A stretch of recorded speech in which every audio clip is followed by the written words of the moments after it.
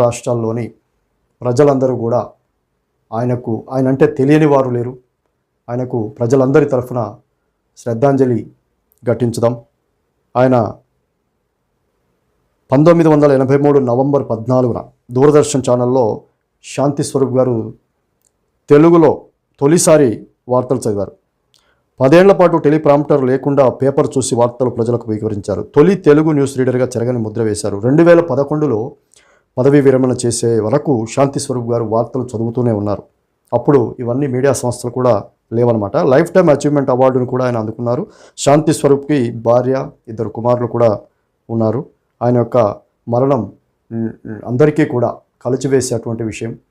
ఆయన కుటుంబ సభ్యులకు మరి ప్రగాఢ సానుభూతిని మన యొక్క ప్రేక్షకుల తరఫున, మన యొక్క news readers, YouTube channels news readers తరఫున, మీడియా సంస్థల తరఫున కానీ, ప్రజల తరఫున కానీ